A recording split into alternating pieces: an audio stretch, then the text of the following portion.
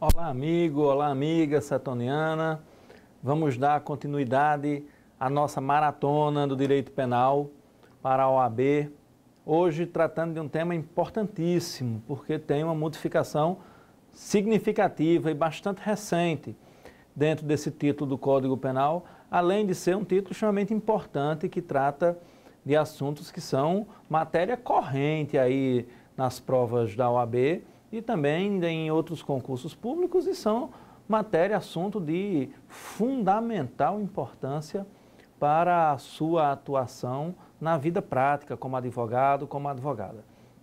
Estou tratando, então, iremos tratar do título 9 do Código Penal, onde nós iremos discutir os crimes contra a paz pública. Confira aí comigo, o título 9 do Código Penal, vai tratar dos crimes contra a paz pública. E o que viria a ser a paz pública? Que bem jurídico tutelado é esse? Evidentemente que nós estamos diante de um tipo bastante, um momento do Código Penal bastante específico, porque a paz pública é algo abstrato, não é um bem jurídico, material que você possa mensurar, que você possa quantificar. É um bem jurídico que vai depender de uma análise mais detalhada e de uma análise mais subjetiva, da realidade social. Conquanto na nossa doutrina, algumas coisas que nós precisamos discutir de antemão. Veja aí algumas generalidades. O título 9 da parte especial do Código Penal buscou o legislador tutelar a harmonia, a tranquilidade e a expectativa ou previsibilidade de comportamentos necessários para o quê? Para a regular e pacífica convivência da sociedade.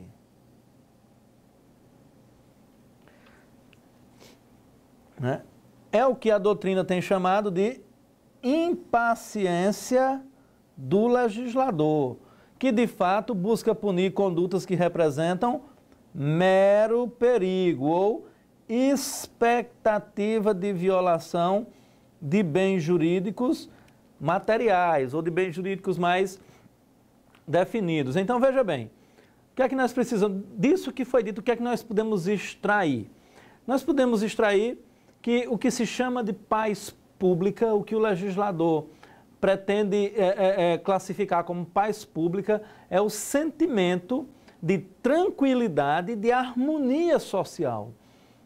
As pessoas precisam, nós enquanto cidadãos, as pessoas no geral, precisam ter o mínimo de confiança, o mínimo de tranquilidade de que a vida social, ela guarda alguns parâmetros, algumas regras e que nós todos estamos mais ou menos seguros no nosso convívio diário. Não é possível a convivência social se ninguém acreditar que a sociedade é um lugar no qual você pode transitar livremente sem o perigo real iminente de ser vítima de uma violência. Então essa tranquilidade, essa harmonia entre os indivíduos em relação à vida social é o que o legislador chama de paz pública. E aí nós temos tutelando, tipificando as condutas prescritas pelo título 9, aquilo que se chama de crimes de perigo, ou seja, são crimes cuja conduta do agente não necessariamente atinge efetivamente o bem jurídico que se procura tutelar, mas representa um risco para o bem jurídico. E aqui, de maneira ainda mais contundente, aqui nós temos os chamados crimes de perigo abstrato. O que seria isso? O que seriam crimes de perigo abstrato? São aqueles crimes cujo perigo não é sequer real, cujo perigo não é sequer efetivo, como, por exemplo, lá no artigo 250 do Código Penal, quando nós vamos ver os crimes contra a incolumidade pública, ou os crimes de perigo comum, mais especificamente, o artigo 250 é um crime de incêndio, não é? Provocar incêndio colocando em risco a vida, a integridade ou patrimônio de um número indeterminado de pessoas, de outrem. O incêndio, se alguém provoca um incêndio em um lugar de vida comum, em uma passagem pública, em um local público, esse risco é real. O fogo poderá vir a não atingir ninguém, poderá vir a não atingir o patrimônio de ninguém, a integridade de ninguém. Mas houve um risco, a situação ela é de perigo real, concreto, que não precisa efetivamente se realizar, o fogo não precisa atingir ninguém para o crime estar consumado, mas o perigo houve. Nesse caso aqui dos crimes do título 9, esse perigo ele é abstrato, ou seja, ele não precisa nem efetivamente existir, né?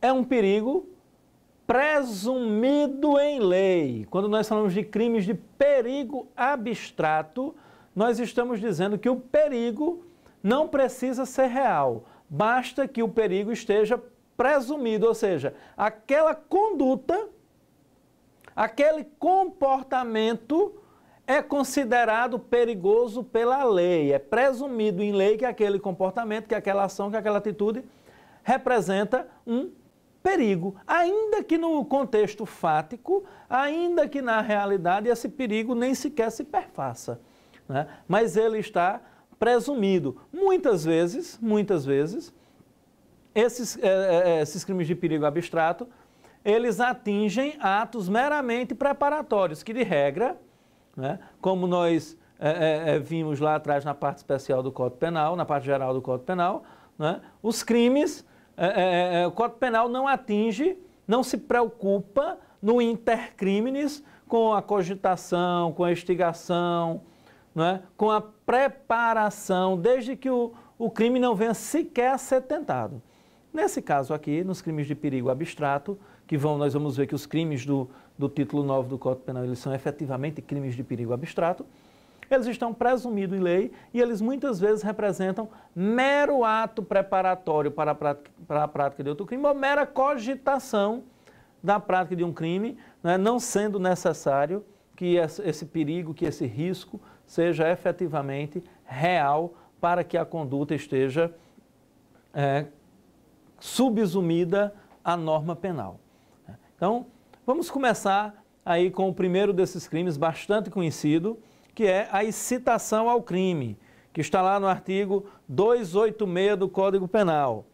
Incitar, conduta, verbo nuclear, incitar, publicamente, conditio sine qua non, elemento do tipo, a prática de crime, pena, reclusão de 3 a 6 meses ou multa. Trata-se aqui de um delito de menor potencial ofensivo, né? Aqui nós podemos tratá-lo pela lei 9.099/95, os chamados juizados especiais criminais, já que trata de delito de menor potencial ofensivo. Mas nós vamos ver outra circunstância. Trata-se também, como podemos ver, de uma pena alternativa. Discricionalidade do juiz, lá analisando os elementos do artigo 59, ele poderá optar pela pena de detenção ou pela pena de multa. Mas vamos então analisar os elementos do tipo, né? O crime de incitação, ele tem como elemento necessário a publicidade.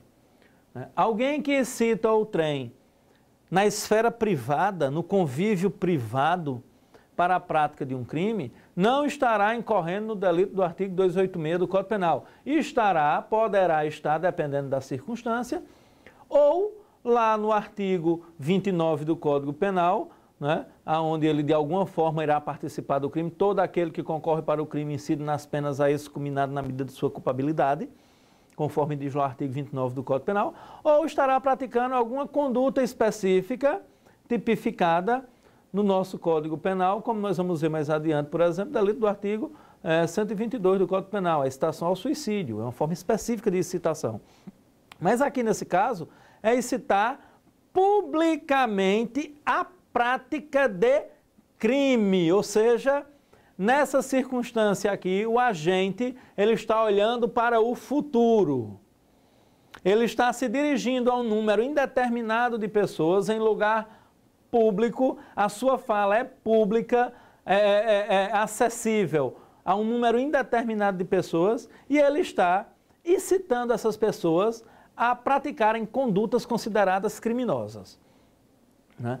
E, portanto, das primeiras coisas que nós temos que analisar aí é o elemento normativo crime, de modo que o legislador está tipificando é incitar publicamente alguém ou um número determinado de pessoas para a prática de crime, de sorte que incitar alguém para a prática de contravenção penal não corresponde ao que está descrito no caput do artigo 286 e, portanto, não haverá crime de incitação ao crime se a incitação for para a prática de contravenção penal, né?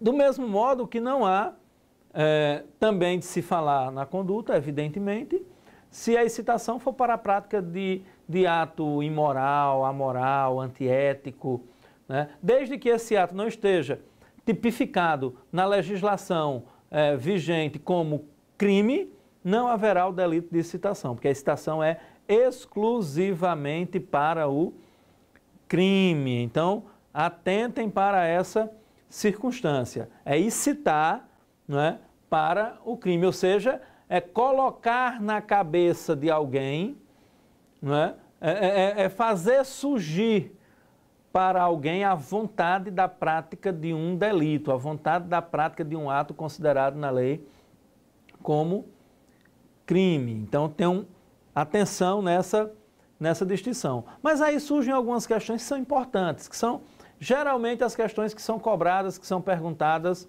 né, em concursos, em provas. Acompanhe comigo aí no slide essas questões. No que se refere ao concurso de crimes, primeira pergunta: se o destinatário da instigação for único, ou seja, uma única pessoa, e efetivamente cometer o crime. Ora, repare bem, mais uma vez, vamos voltar para o elemento público, o elemento publicidade.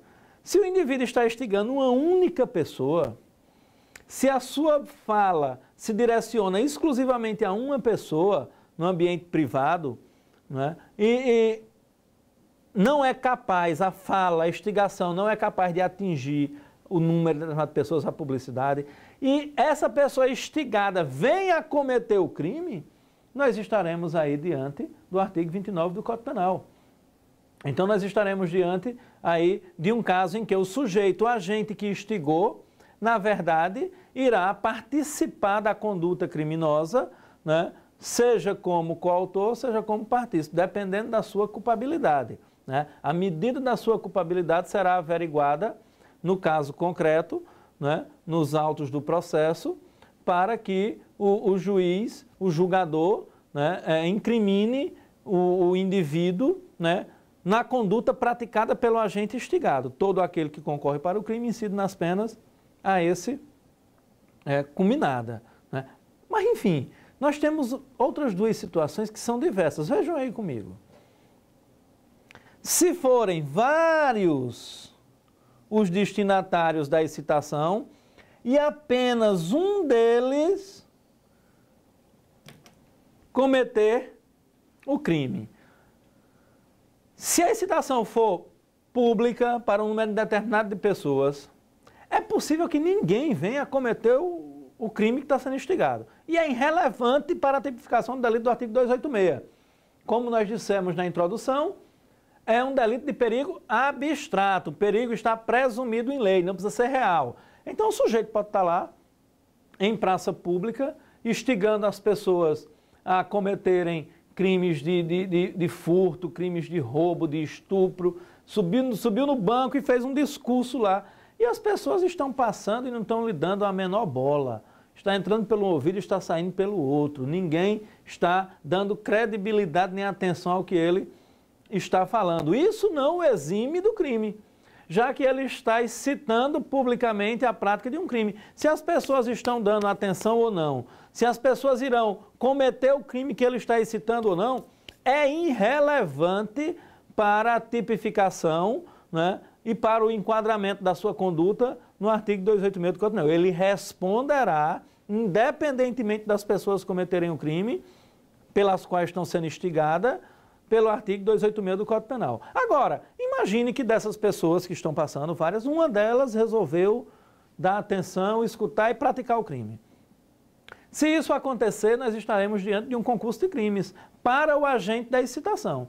Aquele que cometeu o crime, aquele que cometeu a conduta instigada, irá responder pelo crime que cometeu. E o agente, aquele que instigou, irá responder pela conduta do artigo 286, ou seja, já aconteceu o momento de consumação, já se deu no momento em que ele instigou. É um crime formal. Na hora que ele fez a instigação pública, o crime já está consumado. Se como consequência disso o agente vem a cometer, uma outra pessoa vem a cometer o crime que foi instigado, então aí o agente do artigo 286, ou seja, o agente da instigação, irá responder também como partícipe ou coautor, dependendo da análise fática do caso concreto, pelo crime que foi praticado por aquele sujeito. Então, o agente da excitação responderá por 2 crimes em concurso, haverá concurso de crimes. Ele responderá tanto pela instigação como pelo crime que foi praticado pelo sujeito instigado. E, por fim, nós temos aí uma conduta, né, se forem vários os destinatários da excitação e mais de um deles cometeu o crime. Né? Aí nós teremos, né, uma pluralidade maior no polo passivo do concurso de crimes, ou seja, aquele agente que instigou vai responder pela instigação e vai ser corresponsável por cada um dos crimes cometidos por cada uma das pessoas instigadas. Né? Ele responderá por cada um que também será corresponsável pela prática do crime praticado por cada uma dessas pessoas, por cada um desses agentes. Né? Então, atentem bem para essa questão de concurso de crimes, porque ela é importante. Mas tão importante quanto isso é fazermos algumas distinções. Né? Nós temos aí alguns princípios, princípio da anterioridade, princípio da especialidade, que solucionam o conflito aparente de normas. Às vezes nós estamos diante de uma situação na qual parece que existe mais de uma norma penal, jurídica, cabível para o caso concreto. Ora, se mais de uma norma são aparentemente aplicáveis ao mesmo fato, qual delas nós devemos escolher? Qual é a regra para escolher uma e não outra? Para aplicar uma norma e não aplicar outra, já que, pelo menos à primeira vista, pelo menos a princípio, as duas normas poderiam ser aplicadas. Então, tem uma série de condutas que nós podemos distinguir. Vejam aí comigo no slide. Lá no Código Penal, por exemplo, nós temos pelo menos 2 condutas, né? 2 momentos que nós temos instigação, artigo 122, instigação ao suicídio, e artigo 227 e 228 do Código Penal, né? Que tratam lá dos crimes de exploração sexual, de lenocínio e tráfico de pessoas. Né? Então nós temos aqui no artigo 227 a prática de induzir, instigar alguém, né, a satisfazer a lascívia de outrem. E aí nós temos uma conduta específica, que pelo princípio da especialidade nos leva à aplicação da norma. E o artigo 228, onde nós temos o favorecimento à prostituição. Então, induzir, instigar alguém à prática da prostituição, né, é uma conduta específica, assim como a prática da instigação ao suicídio. Veja, existem determinados momentos que a instigação é o crime em si. né? Ou faz parte da conduta incriminada no tipo penal como elemento do tipo. No primeiro caso, artigo 222, a instigação é o crime em si. Né? Todos nós sabemos que para alguém ser condenado pelo crime de instigação ao suicídio, não precisa que o sujeito venha efetivamente a se suicidar. Basta que a instigação seja idônea, né? Ou seja, basta que ela seja capaz de produzir o resultado. Né? Nesse caso, né, nós teremos aí a aplicação da norma mais específica, norma mais especial, mais direcionada ao fato. E lá nos outros dois artigos, 227 e 228, a instigação é elemento do tipo, né? Atrair alguém, instigar alguém à prática do comércio sexual, da prostituição, induzir, atrair, instigar alguém a satisfazer a lascívia de outrem, lá no crime de lenocínio do artigo 227, são elementos que estão previstos no próprio tipo penal. Né? E, além do mais, a prostituição em si não é crime. Né? Então, você não pode ser condenado por instigação de uma conduta que não é crime. O crime aqui é instigar, patrocinar, é atrair, né, alguém para o mundo da prostituição. Mas quem se prostitui não comete efetivamente crime algum. Né? Nós temos aí, veja, também o artigo 3º da Lei 2.889/56, artigo 3º. Né? Aqui nós estamos diante da lei de genocídio.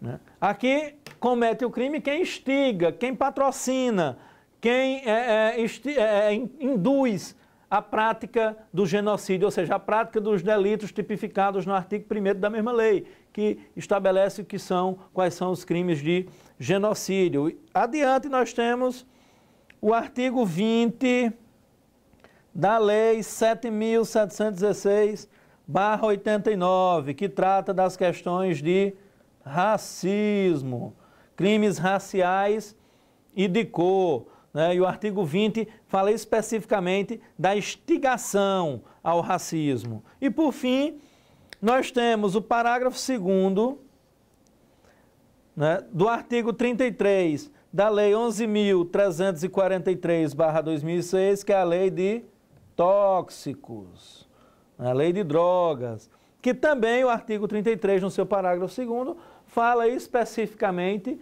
da instigação, né, para o consumo da droga, da substância entorpecente. Então, quando nós estivermos diante desses casos, né, que são instigação em si, tratadas em condutas específicas, em normas específicas, nós não aplicamos a norma do artigo 286 do Código Penal pelo princípio da especialidade. Então, nós temos aí também, o artigo 286 é também tratado na doutrina como a instigação, né, a incitação principal, né, para o crime. Porque nós temos uma outra forma também de instigar, de incitar o crime, que é considerada acessória ou secundária. E ela está tipificada no artigo 287 do Código Penal. Acompanhe comigo no slide. Apologia de crime ou criminoso. Fazer publicamente, mais uma vez. Apologia de quê? De fato criminoso ou de quem? Ou do autor do crime. Pena, detenção de 3 a 6 meses ou multa. Aqui também, menor potencial ofensivo, não é? Lei 9.099/95, mais uma vez. Trata-se também de pena alternativa, o juiz analisando lá as circunstâncias do artigo 59, vai escolher entre a detenção ou a multa. Mas repare bem, o crime de apologia, ele se diferencia sobretudo do crime de incitação ao crime, porque ele se refere a um fato que já aconteceu. Lembrem-se que o crime de incitação, ele está de olho no futuro. Está direcionado ao futuro, para que alguém venha a praticar um crime. Na apologia, não. A apologia está voltada para o passado. No crime de apologia, o agente está se referindo a um fato que já aconteceu, a um crime que já aconteceu. Ele está enaltecendo, elogiando a conduta, o crime ou o criminoso. Está enaltecendo o criminoso. É muito comum nós vermos isso hoje nas redes sociais. Nós temos aí pessoas fazendo apologia de condutas que estão tipificadas na nossa lei como crime, na nossa legislação como crime. Né? Então a tortura é crime. Né? E crime hediondo, lá na lei 8.072/90. Né? Homicídio, a execução de uma pessoa é homicídio. Né? Nós não temos pena de morte. Então quem vai numa rede social e elogia o sujeito que fez justiça com as próprias mãos, ou seja, que matou alguém sob o argumento de que esse alguém era criminoso, essa pessoa cometeu um homicídio, porque a lei não autoriza fazer justiça com as próprias mãos, e quem foi lá na rede social e elogiou, disse que ele era o cara, compartilhou e curtiu, está fazendo apologia a um fato considerado na lei como crime. Então, é preciso atentar para essa nova realidade virtual para a qual nós vivemos. Aquilo que você não pode, aquilo que não lhe é permitido fazer no mundo material, também não lhe é permitido fazer no mundo virtual.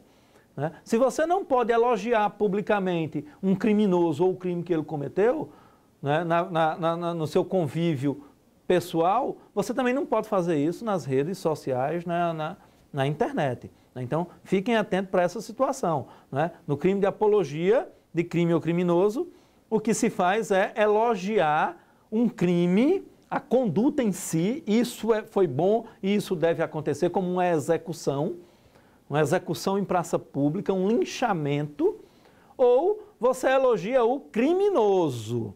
Né? Esse aqui que fez isso é o cara.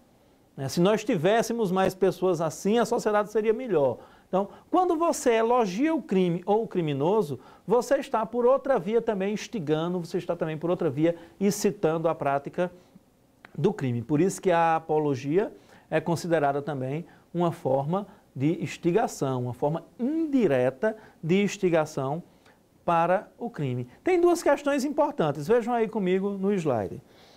Discussão doutrinária.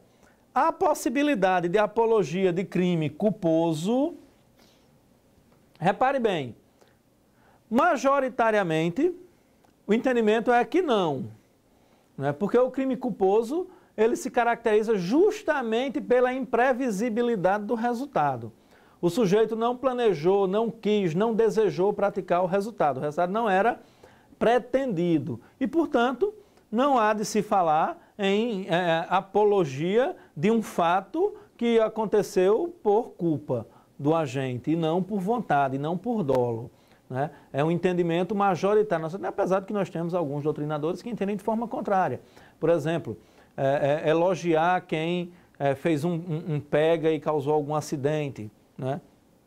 Se considerar que o crime de trânsito foi culposo, era possível se fazer essa apologia, mas hoje também os nossos tribunais, a nossa doutrina majoritária, entende que determinados crimes de trânsito, eles são, no mínimo, pré-dolosos. Então, o elogio àquela conduta de quem, alcoolizado, praticou um acidente, provocou um acidente, seria apologia a um crime doloso, com dolo direto ou com pré-dolo, e, portanto, não seria o elogio ao crime culposo. E, por fim, uma questão bem atual. A marcha da maconha caracteriza a apologia ao crime?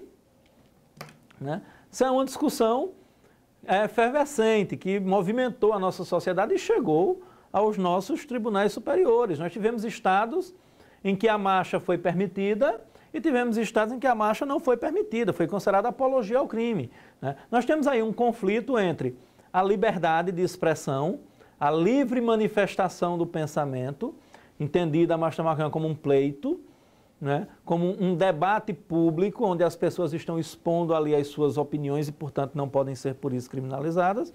E, de outro lado, grupos, pessoas entendendo que não, que a marcha da maconha é efetivamente uma apologia ali ao crime, já que continua tipificado lá nos artigos 28, o consumo, né, o porte e a posse ainda como crime, apesar de não haver mais previsão de pena privativa de liberdade, e nos artigos 33 e seguinte, né, o tráfico de droga, o financiamento da droga, etc. Então isso foi resolvido já pelos nossos tribunais. Veja aí comigo, né, ADIM 4274, Supremo Tribunal Federal.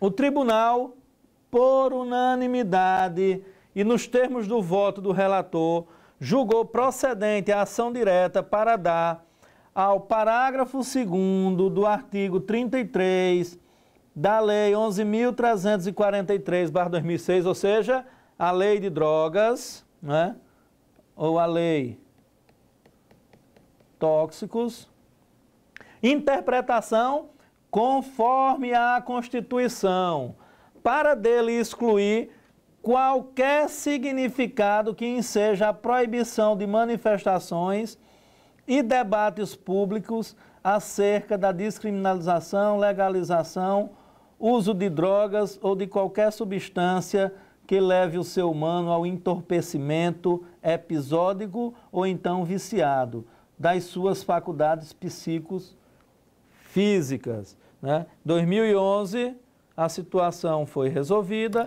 Portanto, hoje não se considera mais a marcha da maconha como uma modalidade de apologia ao crime. Essas são algumas questões fundamentais para que a gente possa fazer o debate acerca dessas duas modalidades de incitação. A incitação direta, né, é o principal, artigo 286 do Código Penal, e a incitação indireta ou acessória, apologia de crime ou criminoso, artigo 287 do Código Penal. Ok?